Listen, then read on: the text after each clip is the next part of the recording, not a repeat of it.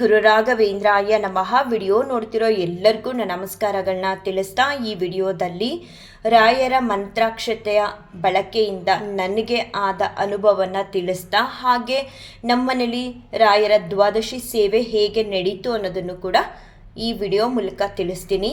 ನಿನ್ನೆ ನಾನು ಕೂಡ ನಿರ್ಜಲ ಉಪವಾಸದಲ್ಲಿ ಇದ್ದಿದ್ದರಿಂದ ರಾತ್ರಿ 9 ಗಂಟೆ ಆಯ್ತಾ ನನಗೆ ಸುಸ್ತು, ಜೊತೆಗೆ ಏನಾದರೂ ತಿನ್ನಲೇಬೇಕು ಅನ್ಸೋದಕ್ಕೆ ಶುರು ಆಯಿತು.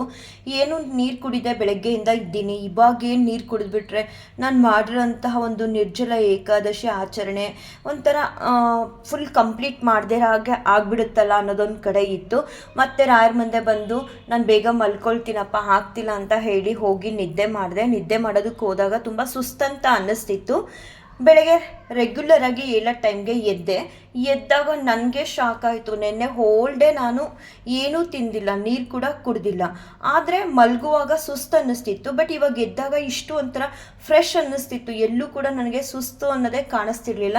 ಆಮೇಲೆ ಆಯ್ತಪ್ಪ ಹೆಂಗೋ ರಾಯರ ದಯೆ ಅಂತ ಹೇಳಿಕೊಂಡು ಇವತ್ತು ದ್ವಾದಶಿ ಪೂಜೆಗೆ ಬೇಕಾಗಿರುವಂತಹ ಎಲ್ಲ ತಯಾರಿಗಳನ್ನ ಮಾಡಿಕೊಂಡೆ. ನಾನು ಪ್ರತಿ ದ್ವಾದಶಿಲೂ ಮನೆಯಲ್ಲಿ ರಾಯರಿಗೆ ಅಂತ ಹೇಳಿ ಬೆಲ್ಲದನ್ನ ಅಂದರೆ ಸಿಹಿ ಪೊಂಗಲ್ನ ಮಾಡ್ತೀನಿ. ಇವತ್ತು ಕೂಡ ಬೆಳಗ್ಗೆನೇ ನಾನು ಎದ್ದು ಸಿಹಿ ಪೊಂಗಲ್ನ ರಾಯರಿಗೆ ಅಂತ ಮಾಡಿದೆ. ಮತ್ತು ಇನ್ನೊಂದು ವಿಚಾರ ಏನು ನಾನು ಇತ್ತೀಚೆಗೆ ತಿಳ್ಕೊಂಡಿದ್ದು ಅಂದರೆ, ಈಗ ಮಾವಿನ ಹಣ್ಣಂದು ಸೀಸನ್ ಇರೋದ್ರಿಂದ ರಾಯರಿಗೆ ಮಾವಿನ ಹಣ್ಣು ಅಂದರೆ ತುಂಬ ಇಷ್ಟನಂತೆ. ಅದರಲ್ಲೂ ಮಾವಿನ ಹಣ್ಣಿನ ಸಿಹಿ ಕರಣೆ ಮಾಡಿಕೊಟ್ರೆ ತುಂಬ ಇಷ್ಟಪಡ್ತಾರಂತೆ ರಾಯರು. ಅದನ್ನು ತಿಳ್ಕೊಂಡಿದ್ದೆ. ಸೊ ಈ ಸೀಸನ್ ಫುಲ್ಲು ಮುಗಿಯೋವರೆಗೂ ನನ್ನ ಕೈಲಿ ಎಷ್ಟು ಸಾಧ್ಯ ಅಷ್ಟು ರಾಯರ ನೈವೇದ್ಯಕ್ಕೆ ಅಂತ ಮಾವಿನ ಹಣ್ಣನ್ನ ಬಳಸ್ತಿದ್ದೀನಿ. ನಾನು ಸಿಹಿ ಪೊಂಗಲ್ ಜೊತೆಗೆ ಮಾವಿನ ಹಣ್ಣು, 1 ಗ್ಲಾಸ್ ಹಾಲು, ನೀರು ಎಲ್ಲವನ್ನು ಕೂಡ ರಾಯರಿಗೆ ನೈವೇದ್ಯ ಮಾಡೋದಕ್ಕೆ ಅಂತ ರೆಡಿ ಮಾಡಿಕೊಂಡು ರಾಯರಿಗೂ ಕೂಡ ಅಲಂಕಾರ ಮಾಡಿದೆ. ನೆನ್ನೆ ಎಲ್ಲ ನಾನು ರಾಯರಿಗೆ ಬರೀ ತುಳಸಿ ಅಷ್ಟೇ ಇಟ್ಟಿದ್ದಲ್ಲ, ಹಾಗೆ ಮಾಡಬೇಕು. ಏಕಾದಶಿ ದಿನ ರಾಯರಿಗೆ ಹೂಗಳನ್ನ ಬೆಳೆಸಬಾರ್ದು. ಸರಿ, ಇವತ್ತು ರಾಯರನ್ನ ಕೂಡ ಹೂವಿನಿಂದ ಅಲಂಕಾರನ ಮಾಡಿದೆ ಸಿಂಪಲ್ಲಾಗಿ. ಸರಿ, ದೀಪ ಎಲ್ಲ ಹಚ್ಚಿ ರಾಯರ ಹತ್ರ ಬೇಡ್ಕೊಂಡೆ. ನಿನ್ನೆಯಿಂದ ಈ ಕ್ಷಣದವರೆಗೂ ಏಕಾದಶಿ ಆಚರಣೆಯಲ್ಲಿ ನಾನೇನಾದರೂ ತಿಳಿದೆ ತಪ್ಪು ಮಾಡಿದರೆ ಅದನ್ನು ಕ್ಷಮಿಸಿ, ಈ ಏಕಾದಶಿ ರಥಾಚರಣೆ ಸಂಪೂರ್ಣ ಫಲನ ನೀವು ನನಗೆ ಕೊಡಿಸ್ಬೇಕು ದೇವ್ರಿಗೆ ಹೇಳಿ ಅಂತ ಕೇಳಿಕೊಂಡೆ.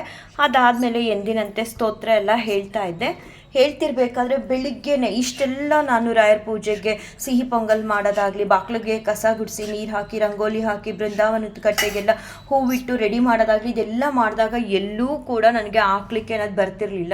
ರಾಯರ ಮುಂದೆ ಕೂತಾಗ ಸಿಕ್ಕಾಬಟ್ಟೆ ಹಾಕ್ಲಿಕ್ಕೆ, ಎಷ್ಟು ಹಾಕ್ಲಿಕ್ಕೆ ಅಂದರೆ ನಾನು ಇದೇನಿತ್ತು ದೇವ್ರ ಮುಂದೆ ಕೂತಾಗ ಈ ರೀತಿ ಆಗುತ್ತಲ್ಲ, ಹಾಕ್ಲಿಕ್ಕೆ ಅನ್ನೋದೇ ಬರಬಾರ್ದು. ಭಗವಂತನಿಗೆ ದೀಪ ಹಚ್ಚಿ ನಾವೇನೋ ಒಂದು ಸ್ತೋತ್ರನ ಹೇಳ್ತಿದ್ದೀವಿ ಅಂತ ಅಂದಾಗ ಯಾಕೆ ಈ ಥರ ಹಾಕ್ಲಿಕ್ಕೆ ನನಗೆ ಬರ್ತಾನೆ ಇದೆಯಲ್ಲ ಅಂತ ಹೇಳ್ಕೊಂಡು ನಾನು ಹೇಗೋ ಬೆಳಗಿನ ಜಾವ ರಾಯರಿಗೆ ಸೇವೆ ಅನ್ನೋದನ್ನು ಸಲ್ಲಿಸಿದೆ. ಮಹಾವಿಷ್ಣುವಿಂದ ನಾನು ಆಶೀರ್ವಾದ ಕೂಡ ಪಡ್ಕೊಂಡೆ. ಅದಾದಮೇಲೆ ಎಂದಿನಂತೆ ಬೆಳಗ್ಗೆ ಆಯಿತು ಅಂದರೆ ನನ್ನನ್ನು ಹುಡುಕ್ ಬರುತ್ತೋ ಅಥವಾ ನಾನು ನೆನ್ಪು ಮಾಡ್ಕೊಂಡ ತಕ್ಷಣ ಪ್ರಾಣಿ ಪಕ್ಷಿಗಳು ನಮ್ಮ ಮನೆ ಹತ್ರ ಬರೋದಕ್ಕೆ ಶುರುವಾಗಿದೆಯೋ ಗೊತ್ತಿಲ್ಲ. ಪಕ್ಷಿಗಳು ಮತ್ತು ಕಾಗೆಗಳು ಬಂತು. ನಾನು ಊಟ ಮಾಡೋದಕ್ಕೂ ಮುಂಚೆ ಅವುಗಳಿಗೆ ಆಹಾರನ ಕೊಟ್ಟು ಆಮೇಲೆ ನಾನು 6:25 ಮನೇಲಿ ಊಟನ ಮಾಡಿಕೊಂಡೆ. ಅಂದರೆ ಸಿಹಿ ಪೊಂಗಲ್ ಮಾತ್ರ ತಿಂದೆ, ಇನ್ನು ಬೇರೆ ಏನು ತಿನ್ನೋದಕ್ಕೆ ಹೋಗಲಿಲ್ಲ. ಸ್ವಲ್ಪ ಹೊತ್ತಾದಮೇಲೆ ಕಾಮಧೇನುವಿಂದ ಕೂಡ ನಾನು ಆಶೀರ್ವಾದನ ಪಡ್ಕೊಂಡೆ. ತುಂಬ ಚೆನ್ನಾಗಾಯಿತು ಬೆಳಗಿನ ಪೂಜೆ. ಆದರೆ ಏನೋ ಗೊತ್ತಿಲ್ಲ, ರಾಯರ ಮುಂದೆ ಕೂತಾಗ ಸಿಕ್ಕಾಬಟ್ಟೆ ಹಾಕ್ಲಿಕ್ಕೆ ಬರ್ತಿತ್ತು.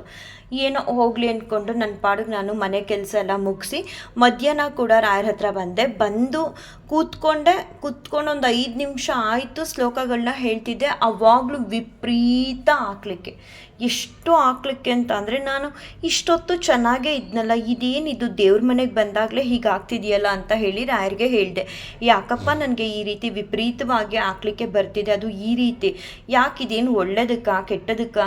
ಒಳ್ಳೇದಕ್ಕಂತೂ ಸಾಧ್ಯನೇ ಇಲ್ಲ. ಯಾಕಂದರೆ ನಾವು ನಿಮ್ಮ ಮುಂದೆ ಕೂತಿದ್ದೀವಿ ಅಂದರೆ ಎಷ್ಟು ನಮ್ಮೊಳಗಡೆ ಒಂದು ಚೈತನ್ಯ ಅನ್ನೋದಿರುತ್ತೆ. ನಿಮ್ಮನ್ನು ನೋಡ್ತಿದ್ರೆ ಈ ರೀತಿ ನೋಡಿದ್ರೆ ಹಾಕ್ಲಿಕ್ಕೆ ಹೇಗೆ ಬರ್ತಿದೆ? ಏನಾದರೂ ತೊಂದರೆ ಆಗ್ತಿದೆಯಾ ನನಗೆ? ಯಾರಾದರೂ ಏನಾದರೂ ದೇವ್ರ ಮನೆಗೆ ಹೋದರೆ ಇವ್ಳಿಗೆ ಈಗ ಆಗಬೇಕು ಅಂತ ಏನಾದರೂ ಮಾಡಿಸ್ಬಿಟ್ಟಿದ್ದಾರಾ ಅಂತ ಎಲ್ಲ ಅಂದ್ಕೊಳ್ತಿದ್ದೆ ಮನಸ್ಸಲ್ಲಿ. ಯಾಕಂದರೆ ಸಡನ್ನಾಗಿ ಬೆಳಗ್ಗೆಯಿಂದ ವಿಪರೀತ ಹಾಕ್ಲಿಕ್ಕೆ, ತುಂಬಾ ಹಾಕ್ಲಿಕ್ಕೆ, ರಾಯರನ್ನೇ ನೋಡೋಕ್ಕಾಗ್ತಿಲ್ಲ, ಶ್ಲೋಕ ಕೂಡ ಹೇಳೋಕ್ಕಾಗ್ತಿಲ್ಲ. ಹಂಗೆ ಹೇಳ್ದೆ ರಾಯರಿಗೆ.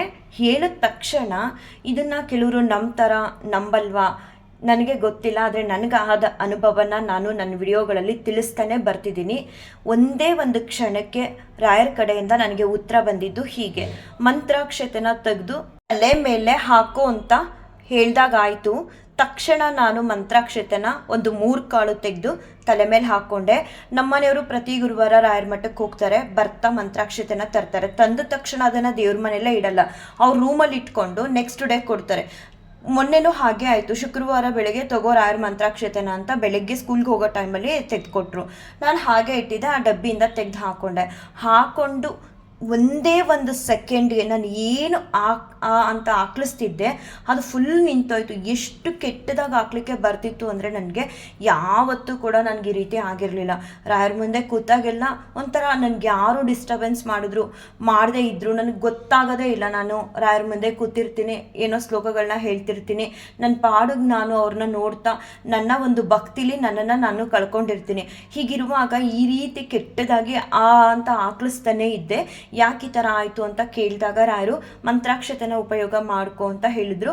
ತಲೆ ಮೇಲೆ ಹಾಕ್ಕೊಂಡು ಕೆಲವೇ ಒಂದೇ ಸೆಕೆಂಡ್ಗೆ ನನಗೆ ಹಾಕ್ಲಿಕ್ಕೆ ಅನ್ನೋದು ಕಂಪ್ಲೀಟಾಗಿ ನಿಂತೋಯ್ತು. ಆಮೇಲೆ ನಾನು ತೂಗಿರೆ ರಾಯರ ಹೇಳ್ತೀನಿ ಮಧ್ಯಾಹ್ನ ರಾಯರಿಗೆ ಹೇಳ್ತಾ ಬೇಕಂತ ಹಾಕ್ಲಿಸಕ್ಕೆ ಹೋದ್ರೂ ನನಗೆ ಹಾಕ್ಲಿಕ್ಕೆ ಬರಲಿಲ್ಲ. ಇವಾಗ ವಿಡಿಯೋದಲ್ಲಿ ನನ್ನ ಅನುಭವ ಹೇಳಬೇಕಾದ್ರೂ ಕೂಡ ದೇವ್ರ ಮನೆಯಲ್ಲೇ ಕುತ್ಕೊಂಡು ಹೇಳ್ತಾ ಇದ್ದೀನಿ, ಈಗಲೂ ಕೂಡ ನನಗೆ ಹಾಕ್ಲಿಕ್ಕೆ ಅನ್ನೋದೇ ಬರಲಿಲ್ಲ. ಮಂತ್ರಾಕ್ಷತೆ ಮಹಿಮೆ ಸಿಕ್ಕಾಬಟ್ಟೆ ಇದೆ. ಕೆಲವ್ರಿಗೆ ಕೆಲವು ರೀತಿ ಆಗಿದೆ. ನನಗಂತೂ ಮನೇಲಿ ಇವತ್ತು ಈ ರೀತಿ ಆಯಿತು. ನಾನು ಯಾಕೋ ಗೊತ್ತಿಲ್ಲ ಈ ರೀತಿ ಹಾಕ್ಲಿಕ್ಕೆ ಬರ್ತಿದೆ ರಾಯಪ್ಪ, ನನಗೆ ತಿಳಿತಿಲ್ಲ ಅಂತ ಹೇಳಿದಷ್ಟೆ. ನಾನು ಅದಕ್ಕೆ ಏನು ಮಾಡಬೇಕು, ಹಾಕ್ಲಿಕ್ಕೆ ನಿಲ್ಲೋದಕ್ಕೆ ಆ ಥರ ಏನೂ ಯೋಚನೆ ಮಾಡಲಿಲ್ಲ. ಈ ರೀತಿ ಆಗ್ತಿದೆ ನಿನ್ನ ಮುಂದೆ ಕೂತಾಗ ಅಂತ ಕೇಳ್ಕೊಂಡಿದ್ದಕ್ಕೆ ತಕ್ಷಣವೇ ರಾಯರು ನನಗೆ ನೀನು ಮಂತ್ರಾಕ್ಷತೆನ ಉಪಯೋಗ ಮಾಡು ಅಂತ ಪರಿಹಾರನ ಕೊಟ್ಟರು. ಯಾಕೆ ನನಗೆ ಅಷ್ಟು ಬೇಗ ಸ್ಪಂದಿಸ್ತಾರೆ ಅಂದರೆ, ನಾನು ನನ್ನೆಲ್ಲ ಸಮಯನ ರಾಯರಿಗೆ ಕೊಡ್ತೀನಿ. ತುಂಬ ರಾಯರನ್ನ ಪ್ರೀತಿ ಮಾಡ್ತೀನಿ. ರಾಯರು ಹಾಗೇನೆ, ನಾವೆಷ್ಟು ಅವ್ರನ್ನ ಪ್ರೀತಿ ಮಾಡ್ತೀವೋ, ಎಷ್ಟು ಭಕ್ತಿಯಿಂದ ಅವ್ರ ಮುಂದೆ ಕೂರ್ತೀವೋ ಅಷ್ಟು ನಮ್ಮನ್ನು ಮಕ್ಕಳಾಗೆ ನೋಡ್ಕೊಳ್ತಾರೆ. ನನಗೆ ಬರ್ತಿದ್ದು ಹಾಕ್ಲಿಕ್ಕೆ ಅವ್ರು ಆಲ್ರೆಡಿ ಗಮನಿಸಿದ್ರು. ಏನಕ್ಕೆ ಅನ್ನೋದು ನನಗೆ ಗೊತ್ತಿರಲಿಲ್ಲ. ರಾಯರ ಹತ್ರ ಜನರಲ್ ಆಗಿ ನಾನು ಈ ರೀತಿ ಆಗ್ತಿದ್ರೆ ನಿಮ್ಮ ಮುಂದೆ ಕೂತಾಗ ನೋಡಿ ಅಂತ ಕೇಳ್ಕೊಂಡ ತಕ್ಷಣ ನನಗೆ ಪರಿಹಾರನ ಕೊಟ್ಟರು. ನಮ್ಮ ಸುತ್ತಮುತ್ತ ನೆಗೆಟಿವಿಟಿ ಅನ್ನೋದಿದ್ದಾಗ ಹಾಕ್ಲಿಕ್ಕೆ ಅನ್ನೋದು ಬರುತ್ತೆ ಅನ್ನೋದನ್ನು ನಾನು ಕೇಳ್ಪಟ್ಟಿದ್ದೀನಿ. ಮತ್ತು ಇನ್ನೊಂದು ಕಲಿ ಅಂತ ಹೇಳ್ತಾರಲ್ಲ, ಅದು ನಮಗೆ ದೇವ್ರ ಮುಂದೆ ಕೂರೋದಕ್ಕೆ ಬಿಡಲ್ಲ ಅನ್ನೋದನ್ನು ಕೂಡ ನಾನು ಕೇಳಿದ್ದೀನಿ. ರಾಯರ ಹತ್ರ ಹೇಳ್ಕೊಂಡ ತಕ್ಷಣ ನನಗೆ ಪರಿಹಾರ ಸಿಕ್ತು. ನನಗಂತೂ ರಾಯರ ಮುಂದೆ ಕೂತಾಗೆಲ್ಲ ಒಂದೊಂದು ರೀತಿ ಅನುಭವಗಳನ್ನ ಮಾಡ್ತಾನೆ ಇರ್ತಾರೆ. ನಾನು ಪ್ರತಿಯೊಬ್ಬರಿಗೂ ಹೇಳೋದು, ನನ್ನ ಅನುಭವಗಳನ್ನ ಆಧಾರವಾಗಿ ಇಟ್ಕೊಂಡು ನೀವು ರಾಯರನ್ನ ಎಷ್ಟು ನಂಬ್ತಿರೋ, ಎಷ್ಟು ಪ್ರೀತಿ ಗೌರವದಿಂದ ನೋಡ್ತಿರೋ, ನಿಮ್ಮ ಮನೆಗಳಲ್ಲಿ ನಿಮ್ಮ ಮನಸ್ಸುಗಳಲ್ಲಿ ರಾಯರು ಕೂಡ ಒಬ್ಬರು ಅಂತ ಯಾವಾಗ ನೀವು ನೋಡ್ತಿರೋ ಆವಾಗ ಈ ರೀತಿಯೆಲ್ಲ ಅನುಭವಗಳನ್ನ ರಾಯರು ಮಾಡ್ತಾ ಹೋಗ್ತಾರೆ ಅಂತ ಹೇಳ್ತಾ ಈ ವಿಡಿಯೋನ ಎಂಡ್ ಮಾಡ್ತೀನಿ. ಶ್ರೀ ಕೃಷ್ಣಾರ್ಪಣಮಸ್ತು, ಶ್ರೀ ಕೃಷ್ಣಾರ್ಪಣಮಸ್ತು, ಶ್ರೀ ಕೃಷ್ಣಾರ್ಪಣಮಸ್ತು.